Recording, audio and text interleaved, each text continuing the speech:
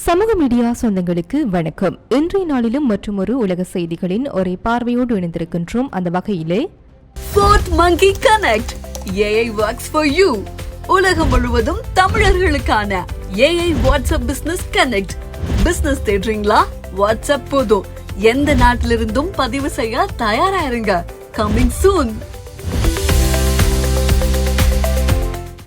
2026 ஆண்டின் மே மாத இறுதியில் அமெரிக்காவிற்கும் ஈரானுக்கும் இடையிலான உறவு ஒரு மிக முக்கியமான மற்றும் ஆபத்தான கட்டத்தை எட்டியுள்ளது. ஒருபுறம் கத்தாரின் தலைநகரான தோகோவில் இரு நாடுகளுக்கும் இடையே கடுமையான ராஜதந்திர பேச்சுவார்த்தைகள் இறுதிக்கட்டத்தை நோக்கி நகர்வதாக தகவல்கள் வெளியாகி வரும் நிலையில், மறுபுறம் தெற்கு ஈரானில் அமெரிக்க ராணுவம் நடத்திய ஏவுகணை தாக்குதல்கள் பிராந்தியத்தில் பெரும் பரபரப்பை ஏற்படுத்தியுள்ளன.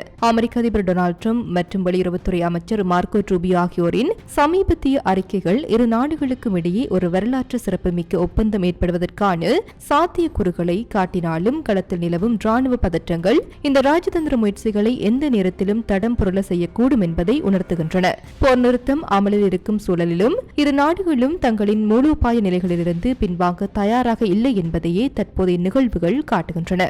அமெரிக்க அதிபர் டொனால்டு டிரம்ப் தனது அதிகாரப்பூர்வ சமூக ஊடக தளமான ட்ரூத் சோசியல் பதிவில் ஈரானின் செறிவூட்டப்பட்ட யுரேனியம் தொடர்பாக அமெரிக்கா கொண்டுள்ள புதிய நிலைப்பாட்டை வெளிப்படுத்தியுள்ளார். இது ஈரானிய விவகாரத்தில் ட்ரம்பின் நீண்டகால கொள்கையில் ஏற்பட்டுள்ள ஒரு குறிப்பிடத்தக்க மாற்றமாக கருதப்படுகிறது. ட்ரம்பின் கூற்றுப்படி ஈரானின் வசமுள்ள செறிவூட்டப்பட்ட யுரேனியம் முழுமையாக கட்டுப்படுத்தப்பட வேண்டும். இதற்காக அவர் 2 மாற்று வழிகளை முன்வைத்துள்ளார். முதலாவது வழி, செறிவூட்டப்பட்ட யுரேனியம் உடனடியாக அமெரிக்காவிடம் ஒப்படைக்கப்பட்டு அது அமெரிக்காவிற்கு எடுத்து செல்லப்பட்டு அளிக்கப்பட வேண்டும். இரண்டாவது வழி, ஈரானின் இஸ்லாமிய குடியரசுடன் இணைந்து சர்வதேச அணுசக்தி முகமையின் அல்லது அதற்கு இணையான அமைப்பின் நேரடி மேற்பார்வையில் அந்த யுரேனியம் அது இருக்கும் இடத்திலேயே அல்லது ஏற்றுக்கொள்ளக்கூடிய மற்றொரு இடத்தில் அழியப்பட வேண்டும். செறிவூட்டப்பட்ட யுரேனியம் ஒன்று அமெரிக்காவிற்கு எடுத்து செல்லப்பட்டு அளிக்கப்படுவதற்காக உடனடியாக அந்நாட்டிடம் ஒப்படைக்கப்படும் அல்லது விரும்பத்தக்க வகையில் ஈரான் இஸ்லாமிய குடியரசுடன் இணைந்து மற்றும் ஒருங்கிணைந்து அணுசக்தி ஆணையம் அல்லது அதற்கு இணையான அமைப்பு இந்த செயல்முறைக்கும் நிகழ்விற்கும் சாட்சியாக இருக்கும் நிலையில் அது இருக்கும் இடத்திலேயே அல்லது ஏற்றுக்கொள்ளக்கூடிய மற்றொரு இடத்தில் அளிக்கப்படும். ஈரான் தனது செறிவூட்டப்பட்ட யுரேனியத்தை முழுமையாக அமெரிக்காவிடம் ஒப்படைக்க வேண்டும் என்பதில் ட்ரம்ப் கடந்த காலத்தில் மிகவும் பிடிவாதமாக இருந்தார். எந்தவொரு சாத்தியமான ஒப்பந்தத்திற்கும் இதுவே முதன்மை முட்டுக்கட்டியாக இருந்தது. ஆனால் தற்போதைய பதிவில் சர்வதேச அமைப்புகளின் கண்காணிப்புடன் ஈரானுக்குள்ளேயே அதனை அளிப்பதற்கும் ட்ரம்ப் சம்மதம் தெரிவித்துள்ளார். இது அமெரிக்கா ராஜதந்திர ரீதியாக சற்றே நிகழ்வுத்தன்மையை கடைபிடிக்க தொடங்கியுள்ளதை காட்டுகிறது. இருப்பினும் மே 25, 2026 அன்று வர்ஜீனியாவின் ஆர்லிங்டன் தேசிய கல்லறையில் நடைபெற்ற நினைவு நாள் விழாவில் உரையாற்றிய ட்ரம்ப், நமது மாபெரும் B-2 குண்டுவீச்சு விமானங்களால் உருவாக்கப்பட்டு அணுத்தூள் அனைத்தும் அமெரிக்காவிற்கே சென்றுவிடும். எந்த வகையிலும் எந்த வடிவத்திலும் பணம் கைமாறாது என்று ஏப்ரல் மாதத்தில் தான் கூறியதை நினைவு கூர்ந்தார். செறிவூட்டப்பட்ட யுரேனியத்தை பெறுவது அமெரிக்காவிற்கு உளவியல் ரீதியாக மிக முக்கியமானது என்றும், இந்த அணுத்தூள் எனப்படும் ஆபத்தான பொருளை கண்டறிந்து பாதுகாப்பாக அளிக்கும் தொழில்நுட்ப திறன் அமெரிக்காவிடம் மட்டுமே உள்ளது என்பதை ஈரான் ஒப்புக்கொண்டுள்ளதாகவும் ட்ரம்ப் மீண்டும் வலியுறுத்தியுள்ளார். ராஜதந்திர பேச்சுவார்த்தைகள் ஒருபுறம் தீவிரமாக நடந்து கொண்டிருந்தாலும் போர்க்களத்தில் துப்பாக்கி சத்தங்களும் ஏவுகணை வீச்சுக்களும் ஓய்ந்து பாடில்லை. தெற்கு ஈரானில் உள்ள ஈரானிய ராணுவ இலக்குகள் மீது அமெரிக்க ராணுவம் திடீர் தாக்குதலை நடத்தியுள்ளதாக ஃபாக்ஸ் நியூஸ் செய்தி ஊடகம் வெளியிட்டுள்ளது. மத்திய கிழக்கு மற்றும் அதனை சுற்றியுள்ள பகுதிகளில் உள்ள அமெரிக்க ராணுவ நடவடிக்கைகளை ஒருங்கிணைக்கும் அமெரிக்க மத்திய கட்டளை பிரிவு இந்த தாக்குதல்கள் குறித்து அதிகாரப்பூர்வ விளக்கம் அளித்துள்ளது. இது முற்றிலும் ஒரு முன்னெச்சரிக்கை மற்றும் தற்காப்பு நடவடிக்கை என்று சென்காம் செய்தி தொடர்பாளர் கடற்படை கேப்டன் டிம் ஹாக்கின்ஸ் தெரிவித்துள்ளார். தெற்கு ஈரானில் குறிப்பாக கார்முஸ் ஜலசந்திக்கு அருகில் கன்னிவெடிகளை புதைக்க முயன்ற ஈரானிய இஸ்லாமிய புரட்சிகர காவல் படையின் 2 படகுகள் அமெரிக்க படைகளால் அளிக்கப்பட்டன. மேலும் அமெரிக்க போர் விமானங்களை குறிவைத்த ஒரு தரை வான் ஏவுகணை தளம் மீதும் தாக்குதல் நடத்தப்பட்டது. ஈரானிய ஊடகங்களின்படி பந்தர் அப்பாஸ் துறைமுக நகரில் பெரும் வெடிச்சத்தங்கள் கேட்டுள்ளன.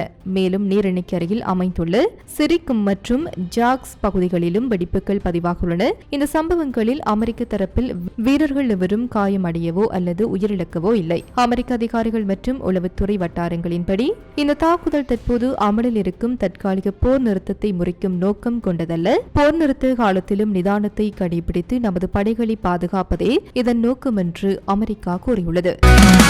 தமிழர்களின் பெருமை ஒரே மேடையில் மிளிரப் போகின்றது. இது ஒரு celebration of greatness. எதிர்வரும் ஜூன் 20 சனிக்கிழமை Legends and Icons Awards 2026.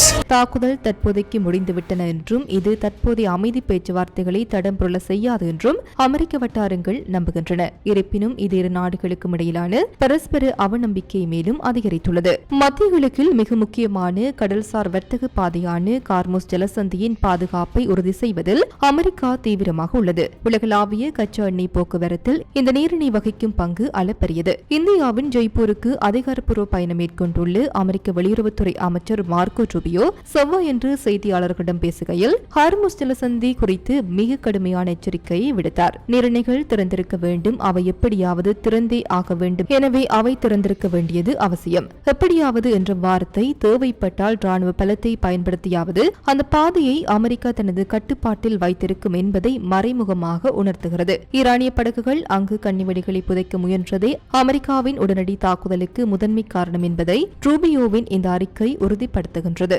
America மற்றும் ஈரான் ஆகிய இரு நாடுகளையும் பேச்சுவார்த்தை மேசைக்கு கொண்டு வருவதில் கத்தார் நாடு மிக முக்கியமான நடுவர் பாத்திரத்தை வகித்து வருகின்றது. தோகோவில் இரு நாட்டு பிரதிநிதிகளும் தொடர்ந்து ஆலோசனையில் ஈடுபட்டு வருகின்றனர். பேச்சுவார்த்தைகள் இறுதி நிலையை எட்டியுள்ள சூழலில் இந்த ஒப்பந்தத்தை பெறுவதற்காக அமெரிக்க அல்லது கத்தார் தரப்பிலிருந்து ஈரானுக்கு பெருமளவிலான பணம் வழங்க முன்வந்ததாக சில சர்வதேச ஊடகங்களில் செய்திகள் பரவின. இதனை கத்தார் வெளியுறவு அமைச்சகம் முற்றிலுமாக மறுத்துள்ளது. கத்தார் வெளியுறவு அமைச்சகத்தின் செய்தி தொடர்பாளர் மஜித் அல் அன்சாரி தனது எக்ஸ் தளத்தில் வெளியிட்டுள்ள பதிவில் பின்வருமாறு குறிப்பிட்டுள்ளார். இந்த வதந்திகள் அனைத்தும் தற்போதைய ஒப்பந்தத்தை சீர்குலைக்கும் நோக்கம் கொண்டவை. பிராந்தியத்தில் பதற்றத்தை தணிப்பதற்காக மேற்கொள்ளப்பட்டு வரும் ராஜதந்திர முயற்சிகளை முடக்க நினைக்கும் சில தீய சக்திகளாலேயே இத்தகைய பொய் பிரச்சாரங்கள் பரப்பப்படுகின்றன. பிராந்திய கூட்டாளிகளுடன் இணைந்து கத்தார் மேற்கொள்ளும் ராஜதந்திர பங்களிப்பு முற்றிலும் வெளிப்படையானது மற்றும் பகிரங்கமாக ஆவணப்படுத்தப்பட்டது. இதெல்லாவித மறைமுக பண பரிமாற்றமும் இல்லை. அமெரிக்காவின் தற்போதைய ட்ரம்ப் நிர்வாகத்தின் அணுகுமுறை குறித்து ஈரானுக்கான முன்னாள் அமெரிக்க சிறப்பு தூதர் ராபர்ட் மல்லி அல் ஜசீரா ஊடகத்திற்கு அளித்த பேட்டியில் சில முக்கியமான எச்சரிக்கைகளையும் விமர்சனங்களையும் முன்வைத்துள்ளார். கடுமையான பொருளாதார அல்லது ராணுவ அழுத்தம் கொடுத்தாலும் ஈரான் தனது செழிப்புரை மற்றும் சுயமரியாதையை விட்டுக் கொடுக்காது. அமெரிக்கா அதிக அழுத்தம் கொடுத்தால் பேச்சுவார்த்தை முற்றிலும் தோல்வியடையலாம். ஈரான் கடந்த காலங்களில் அமெரிக்காவின் ஒப்பந்த மீறல்களால் பாதிக்கப்பட்டுள்ளது. எனவே அவர்கள் மீண்டும் ஏமாற விரும்பவில்லை. அவர்களுக்கு தங்களுக்கென சொந்த மரியாதையும் தேசிய மதிப்பீடுகளும் உள்ளன. ட்ரம்ப் எவ்வளவு அழுத்தம் கொடுத்தாலும் ஈரான் தனது செறிவூட்டல் உரிமையை முழுமையாக கைவிடாது. அதிகபட்ச அழுத்தம் என்ற கொள்கையின் மூலம் ஈரானின் அணுசக்தி திறனையோ அல்லது அதன் அரசியல் விருப்பத்தையோ முற்றிலும் அழித்துவிட முடியாது என்பதை அமெரிக்கா உணர வேண்டும். தற்போதைய நிலவரப்படி ஒப்பந்தத்திற்கான வரைவு ஆவணங்கள் தயாரிக்கப்பட்டு இருதரப்பிலும் தீவிர பரிசீலனையில் உள்ளன.